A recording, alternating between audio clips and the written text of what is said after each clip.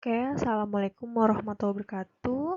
Bertemu lagi bersama saya dengan Bu Dewi Oktaviani di mata pelajaran Prakarya dan Kewirausahaan kelas 10. Materi pada hari ini masih sama, babnya mengenai pengolahan bahan makanan nabati. Kita melanjutkan dari materi pertemuan yang pertama. Materinya itu apa? Mengenai yang pertama, waktu dan suhu penyimpanan bahan baku, sama yang kedua ada penjelasan mengenai teknik pengolahan.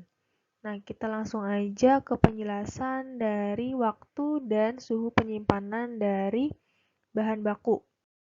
Nah, di sini lamanya waktu penyimpanan bahan pangan harus kalian benar-benar perhatikan karena setiap jenis bahan makanan atau pangan memiliki daya tahan yang berbeda-beda. Apalagi suhu di sekitar tempat penyimpanan bahan baku tersebut mendukung untuk bertumbuhnya dari mikroorganisme. Nah, di sini ada tabel beberapa jenis bahan baku dan di sini juga ada suhu terbaiknya sama ada gejala kerusakan jika di bawah suhu optimal. Nah, contohnya itu ada buah alpukat, suhu terbaiknya itu dia berada di 7,5 derajat Celcius. Nah, ini maksimalnya. Nah, gejala kerusakannya itu ditandai dengan bagian dagingnya itu berwarna coklat di bagian dalam. Nah, kemudian ada juga contoh dari misalnya di sini buncis. Suhu terbaik buncis itu dari 7,5 derajat Celcius sampai maksimalnya itu 10 derajat Celcius. Gejala kerusakannya bisa dilihat ada yang tumbuh dari bopeng-bopeng, terus kemudian teksturnya itu yang tadinya keras menjadi lembek, sama ada kemerahan, warna kemerahan. Kalau di sini ada juga jeruk, suhu terbaik dari penyimpanan jeruk itu 2-3 derajat Celcius. Gejala kerusakannya itu kulit dari si buah jeruk itu tidak beraturan. Nah, kalian bisa lihat di tabel ini beberapa bahan pangan suhu terbaiknya sama gejala yang ditimbulkan jika di bawah suhu yang optimal. Kita lanjut. Nah, ini masih sama penjelasan mengenai waktu dan suhu penyimpanan bahan makanan. Nah, faktor yang paling penting dalam faktor temperatur dari si penyimpanan bahan baku. Karena dia itu sangat menentukan kondisi mikrobiologis produk olahan. Karena mempengaruhi dari pertumbuhan mikroorganisme pada buah dan sayuran.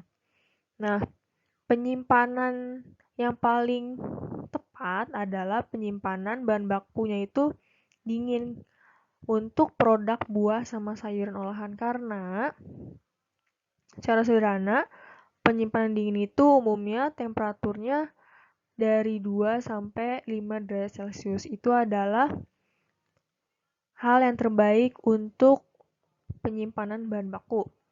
Nah, fungsinya apa sih penyimpanan yang dingin? Nah, fungsi dari penyimpanan bahan baku yang dingin yaitu bisa mengurangi laju kehilangan air yang mengakibatkan kelayuan. Jadi, menunda dari kelayuan buah atau sayur. Nah, di sini juga ada fungsi lainnya itu menurunkan laju pertumbuhan mikroorganisme. Jadi, sehingga bahan baku buah atau sayur menjadi awet, tidak cepat busuk. Dan di sini ada fungsi lainnya itu menurunkan laju produksi etilena. Nah, kita lanjut. Oke, kita langsung masuk ke beberapa teknik pengolahan.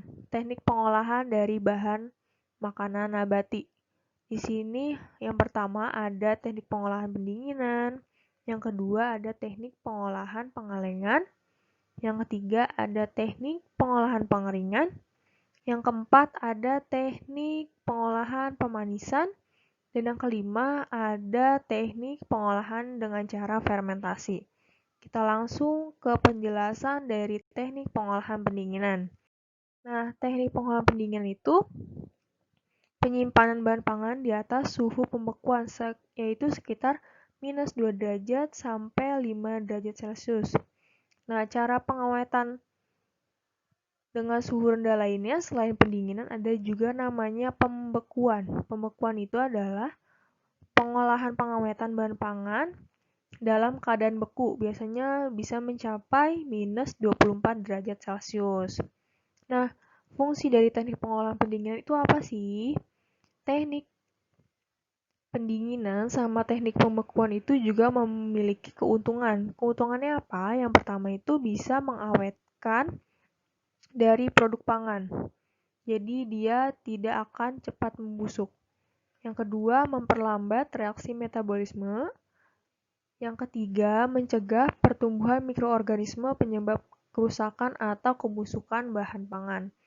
Nah, contoh dari teknik pengolahan pendinginan biasanya yaitu ada sayuran beku sama buah-buahan yang beku. Nah, di sini ada gambar dari buah-buahan yang beku, kentang yang sudah dipotong kemudian dibekukan, dan kemudian di sini ada sayuran yang sudah dibekukan. Kita langsung ke teknik pengolahan yang kedua. Nah, teknik pengolahan yang kedua, di sini ada namanya pengalengan. Apa sih teknik pengolahan pengalengan itu? Nah, teknik pengolahan pengalengan adalah suatu cara pengawetan bahan makanan yang dipak secara hermetik. Hermetik itu apa sih? Dia itu kedap terhadap udara, air, mikroba, dan benda asing lainnya. Jadi, diawetkan itu dengan cara memasukkan bahan makanan ke dalam kaleng, kemudian dipres. Nah, di sini ada keuntungan dari si teknik pengolahan pengalengan, yaitu dia bisa menjaga si produk bahan makanan dari kontaminasi dari mikroba, serangga, atau bahan asing lainnya. Fungsi keuntungan dari pengalengan juga bisa memperpanjang lama penyimpanan suatu bahan makanan. Yang ketiga, ada fungsinya itu untuk menjaga bahan pangan terhadap perubahan kadar air, menjaga dari penyerapan oksigen sama gas-gas lainnya seperti kayak bau-bau. Juga menjaga produk dari cahaya. Nah, ada keuntungannya. Kemudian ada kerugiannya. Kerugiannya apa sih? Kerugiannya itu dalam teknik proses pengolahan pengalengan yaitu umumnya kehilangan cita rasa segarnya. Nah, karena dia diolah dengan suhu yang tinggi, menyebabkan biasanya suhu atau cita rasanya itu menjadi agak hambar. Kemudian, kekurangan dari teknik pengalengan yang kedua, pemanasan suhu tinggi juga menurunkan nilai gizi produk. Nah, kenapa bisa menurunkan nilai gizi produk? Contohnya, khususnya bagi yang komponen yang mudah rusak oleh panas. Jadi, menyebabkan vitamin sama lemak tak jenuhnya itu akan menurun. Dan kekurangan dari pengalengan yang ketiga adanya itu produk kaleng juga umumnya kehilangan dari sifat segar. Nah, kalian bisa lihat juga kadang itu kan kalau misalnya masih fresh, sayuran atau buah-buahan itu masih agak keras. Nah, kalau misal dikalengin, teksturnya itu akan berubah menjadi lembek atau lunak.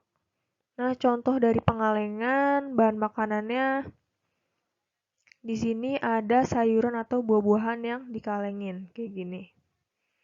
Lanjut ke teknik pengolahan yang ketiga ada namanya pengeringan. Teknik pengolahan pengeringan itu apa sih? Nah, di sini adalah suatu cara untuk mengeluarkan atau menghilangkan sebagian air dari si bahan pangan atau bahan makanan tersebut dengan menguapkan sebagian air yang ada di kandungan dari bahan baku tersebut melalui penggunaan energi panas. Jadi dia menguapkan air dari si bahan makanan tersebut. Nah, keuntungan dari proses pengeringan yaitu bahan makanan itu menjadi lebih awet. Nah, kemudian dia itu mempermudah dan menghemat ruang pengangkutan dan pengepakan. Karena yang tadinya dari volume yang besar menjadi yang volumenya itu bahan bakunya itu menjadi yang lebih kecil. Nah, kemudian yang ketiga, biaya produksinya itu menjadi lebih murah. Kenapa? Karena yang tadinya beratnya itu misalnya 1 kilo bisa menyusut menjadi 700 gram. Jadi sehingga mempermudah dari biaya transportasi sama biaya produksinya. Nah, contohnya itu adalah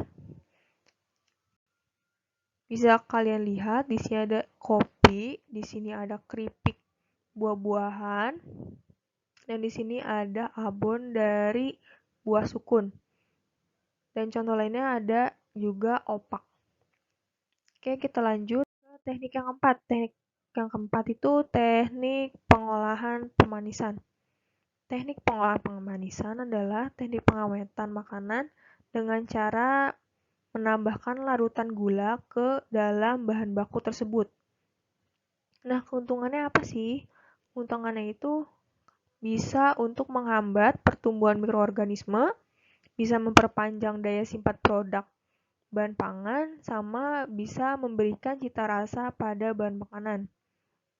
Nah, contohnya itu bisa kalian lihat.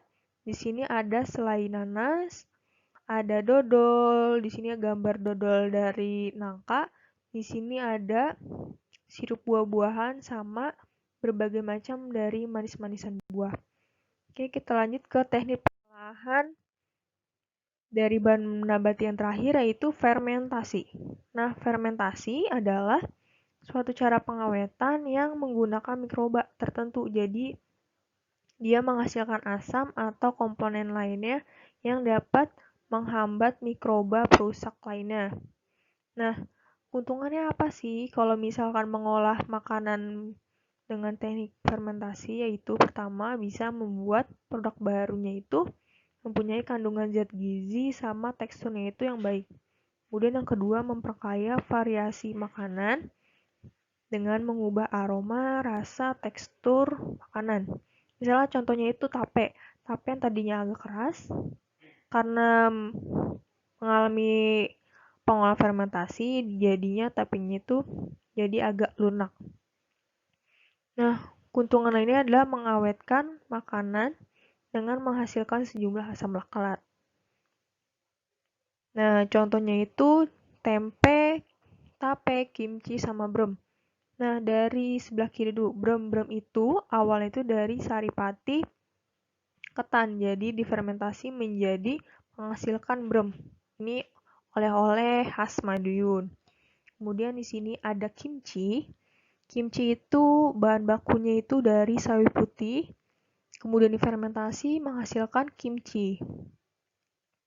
Nah, di sini ada tempe. Tempe itu awalnya itu dari kedelai. Dilakukan fermentasi, ditambahkan dengan ragi, dan diamkan beberapa hari akan menghasilkan tempe. Dan di sini ada namanya tape singkong. Dia itu berasal dari singkong yang direbus, kemudian dikasih ragi. Didiamkan beberapa hari, dia akan menghasilkan tape singkong. Oke. Sekian penjelasan saya mengenai waktu dan suhu penyimpanan sama beberapa teknik pengolahan. Untuk itu, saya ucapkan terima kasih. Kurang lebihnya mohon maaf. Assalamualaikum warahmatullahi wabarakatuh.